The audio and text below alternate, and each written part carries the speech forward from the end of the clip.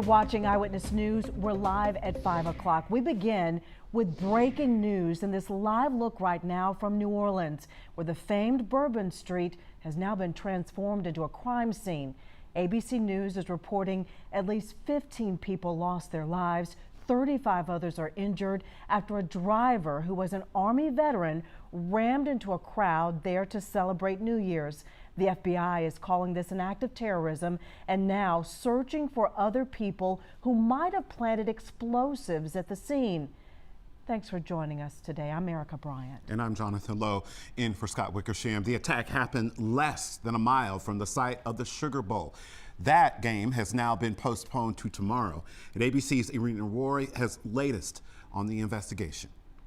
New Orleans famed Bourbon Street, now a crime scene as the FBI investigates what they're calling a terror attack on New Year's Day. Federal officials identifying the suspect as 42-year-old Shamsuddin Jabbar, a U.S.-born citizen from Texas and Army veteran. Police say he rammed a rented pickup truck into a crowd of people on Bourbon Street just after 3 a.m., driving 3 blocks before crashing, then getting out and firing at police with an assault rifle. Officials say 2 officers were hurt before police shot and killed the suspect. Witnesses described the scene as gruesome. What we saw was insanity. I mean, something out of a movie. The graphic nature of it, and it was unbelievable. Investigators say they found an ISIS flag, weapons, and improvised explosive devices inside the truck. They're now working to determine whether he had any affiliations with terrorist organizations.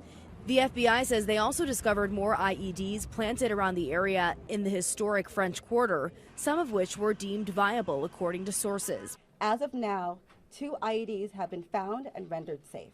Sources tell ABC News that police have reviewed surveillance video that appears to show several people planting those IEDs prior to the vehicle attack, leading the FBI to conclude that the driver had help. Investigators working to identify those people. We do not believe that Jabbar was solely responsible. We are aggressively running down every lead, including those of his known associates. Officials also question about whether barricades were up along Bourbon Street. This particular terrorist drove around onto the sidewalk and got around the hard target, where he did have a car there, we had barriers there, we had officers there, and they still got around.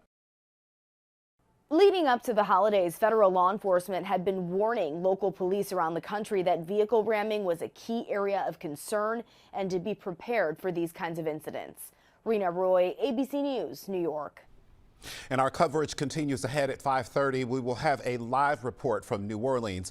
You can also find minute-by-minute updates on our WSOC-TV app and our website.